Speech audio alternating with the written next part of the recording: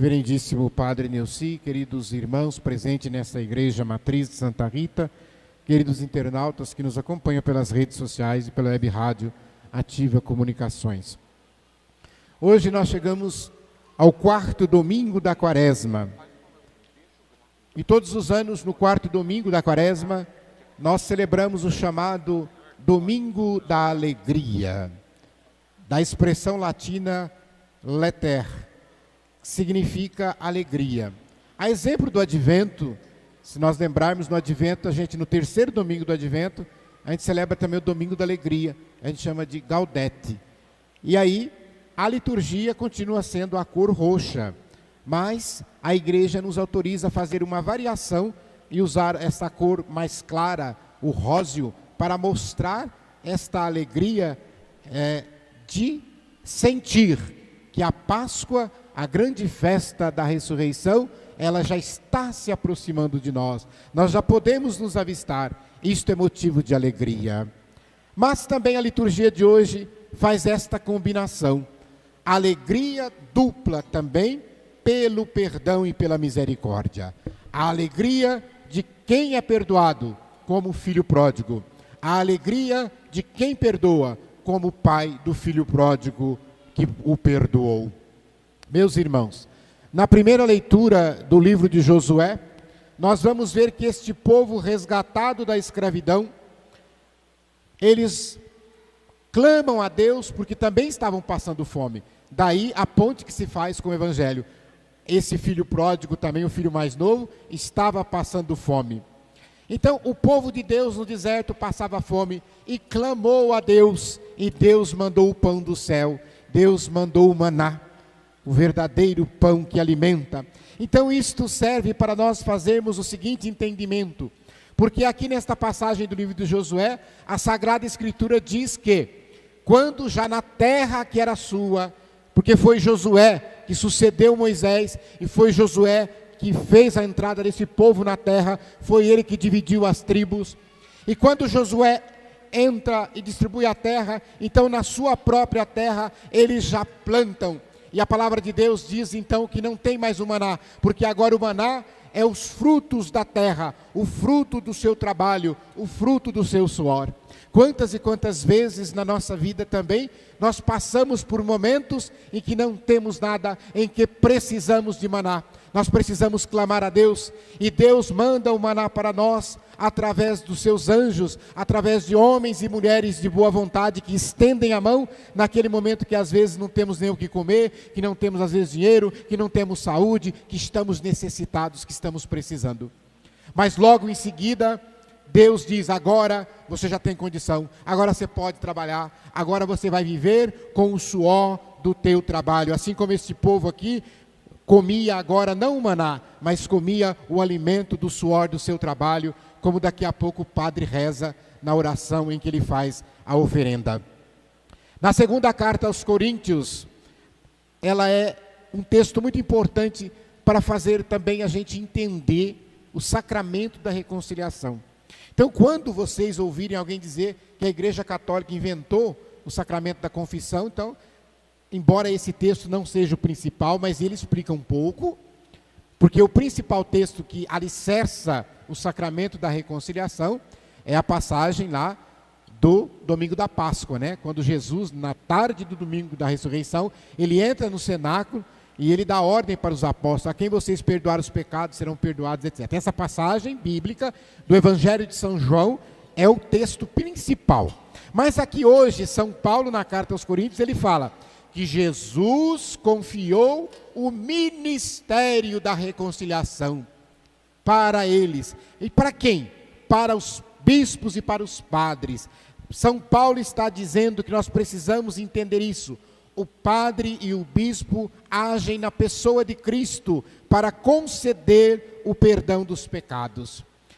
Paulo usa a palavra embaixador. Então, quando a gente está diante de um padre, ele é o embaixador de Cristo. O que significa o embaixador? É aquele que age em nome de. Então, o padre em nome de Cristo. Então, o embaixador, por exemplo, você fala, ó, o Brasil tem um embaixador lá nos Estados Unidos, tem um embaixador lá na Itália, no Vaticano, etc. Então, ou seja, esse embaixador, ele age com o poder e com a autoridade da nação, do povo brasileiro, do governo brasileiro. Então, quando Paulo diz que são embaixadores, mas olha que bonito, né? São embaixadores que trazem esperança, são embaixadores que trazem perdão, são embaixadores que trazem a misericórdia de Deus, esse grande tesouro para nós. E por falar em reconciliação, nós estamos na Quaresma, tempo de reconciliação, tempo que somos convidados a confessar, a participar. A igreja pede que confessemos uma vez por ano, e que de preferência seja nessa época da Quaresma. Agora, é claro, se você cometeu o pecado mortal, vai confessar mais vezes.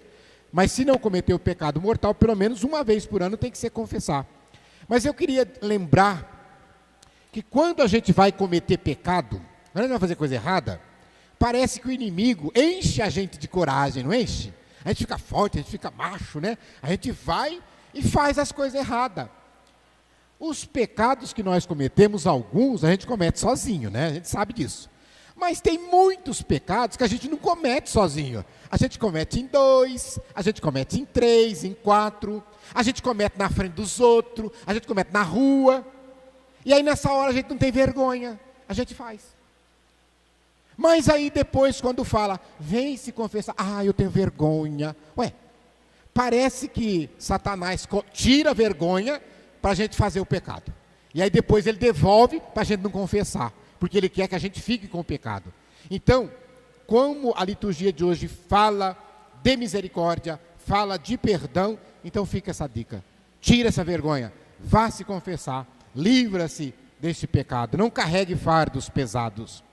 Também lembrar que o Evangelho de São Lucas, que nós estamos lendo neste ano, e é o Evangelho de hoje, ele é chamado de o Evangelho da Alegria, porque o verbo alegrar-se aparece 12 vezes no Evangelho de São Lucas.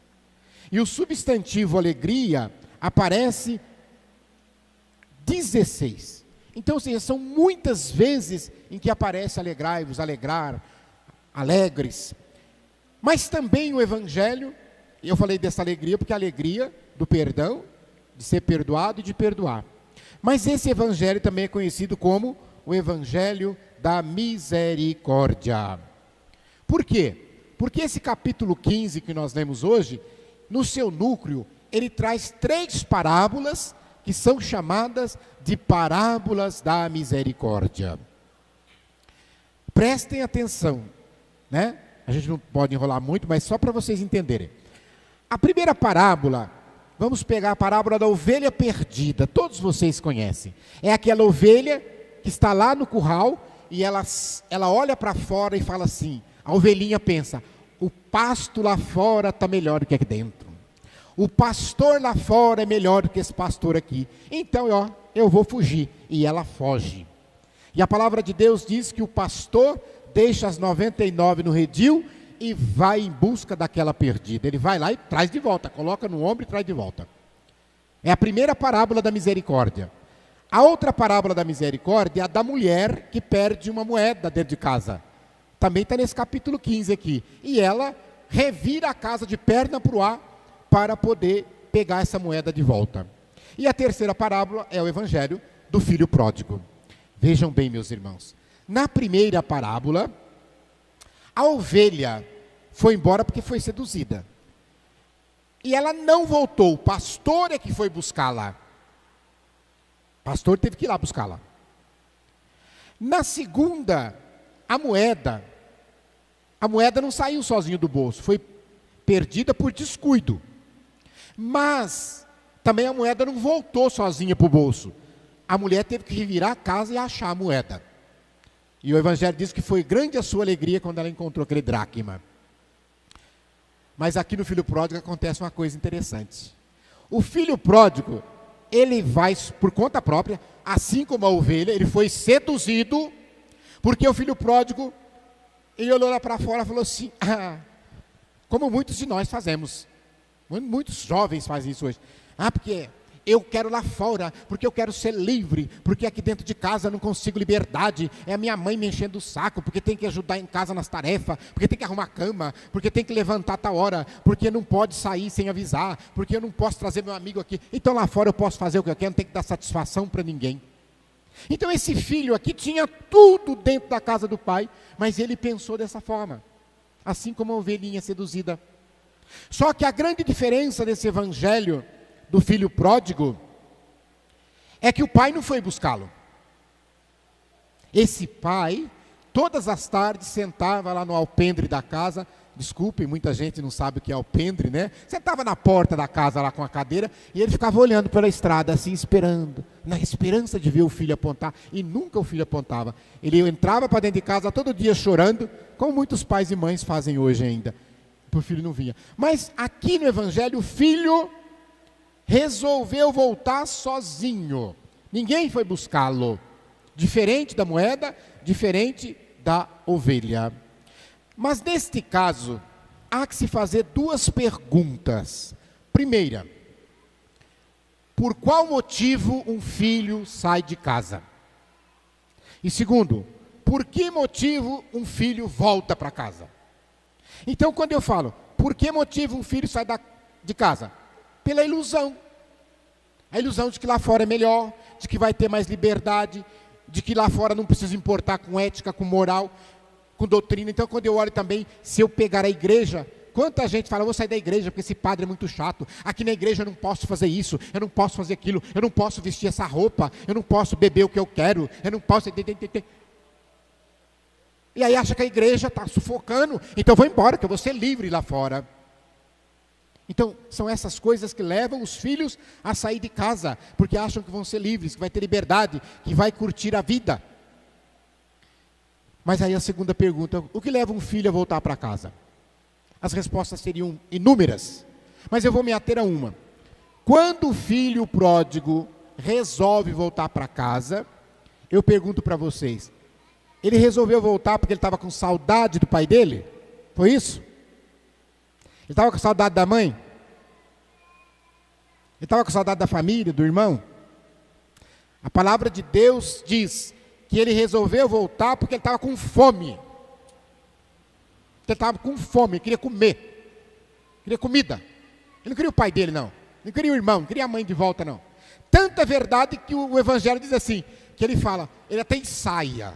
Como se tivesse um espírito, eu vou chegar perto do meu pai e vou dizer, pai, pequei contra Deus e contra ti, e agora já não sirvo para ser teu filho mais, então eu quero ser um empregado, porque eu tenho empregado, tem comida e eu não tenho. Ele voltou para ser empregado, ele queria ser empregado, não quer ser filho. Eu já peguei minha herança, não sou mais filho.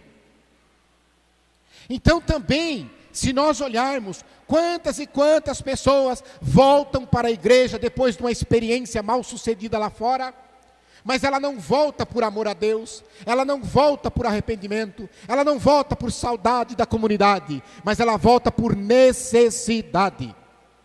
Volta porque está doente, volta porque vai fazer cirurgia, volta porque está desempregado, volta porque o casamento não está bom, e aí chega aqui, chora aos pés, como esse filho pode. Só que depois, quando resolve, vai embora de novo. É assim que a maioria faz. E esse filho aqui, quando ele voltava, ele diz assim, eu vou chegar lá, o meu pai vai falar para mim assim, o que você está fazendo aqui, sem vergonha? Some daqui, você gastou meu dinheiro com as prostitutas, não sei o quê. Ele nunca esperava do pai esta ação, e ele queria justificar, e o pai não permitia, o pai abraçava, o pai beijava, o pai chamava os empregados e falava, prepara o novilho, traz a roupa, traz o anel, traz a sandália, vamos dar banho que ele está sujo, ele está fedendo. Meus irmãos, é assim que Deus faz com você, é assim que Deus faz comigo no sacramento da confissão. Quando a gente se aproxima do padre, é Deus que nos abraça, é Deus que nos perdoa, e a gente fica ali diante do padre, né, com aquela preocupação, olha, eu xinguei minha sogra, mas é que ela é uma caninana, a gente fica tentando justificar, como esse filho tentando justificar, mas Deus não quer saber da sua justificativa, Deus quer te abraçar, Deus quer te beijar, Deus quer te perdoar, Deus quer que você permaneça na casa que é tua, porque você é filho, porque você é filha. Vejam, meus irmãos, para concluir, nós falamos do filho pródigo, que somos nós, pecadores, que devemos arrepender. Falamos do Pai, que é a figura de Deus, que abraça, que perdoa, cheio de misericórdia. E aí tem um outro filho mais velho. E esse filho mais velho, muitas vezes, também somos nós. A figura do filho mais velho também, muitas vezes, somos nós. Por que que somos nós? Porque somos aqueles que, às vezes, estamos dentro de casa, e se tem um irmão, se tem alguém de casa que sai e faz coisa errada, quando volta, a gente critica o pai, critica a mãe, porque a gente não quer aceitar de volta. Aqui na comunidade também é assim. Quantas vezes um irmão, uma irmã nossa, tem um deslize, escorrega, abandona a igreja, vai lá para fora, faz coisa errada, as coisas mais cabeludas, por exemplo, sei lá vai traficar droga, vai prostituir, vai matar, assassinar, roubar, sei lá Essa pessoa depois, como esse filho se arrepende, ela volta, ela chega para o padre, ela confessa o seu pecado, só os dois ali, porque ninguém sabe, e o padre a perdoa, abraça com esse olhar misericordioso de Deus. E aí depois, no domingo que vem, quando de repente entra lá na porta da igreja, vê a pessoa aqui em cima fazendo a leitura, o que a gente faz? A mesma coisa que esse filho mais velho fez. A gente vai dizer assim: Padre Neucínio tem vergonha na cara? Ele não sabe que quem está pondo para fazer leitura, lá, imagina, eu estou aqui dentro da igreja direto, não faço nada de errado, nunca desviei, agora essa desviada está lá em cima. É assim que nós fazemos, como esse filho mais velho fez em relação ao filho mais novo, meus irmãos. Então peçamos a Deus a graça de não fazermos isso, de acolher, porque a gente é dono de dizer, eu estou aqui há 15 anos, ele nunca falou obrigado para mim, agora essa daí, veio, aprontou, foi embora, voltou e está lá assim com ele, É a mesma coisa que esse filho mais velho. Não sejamos esse filho mais velho, sejamos criaturas novas. Louvado seja nosso Senhor Jesus Cristo.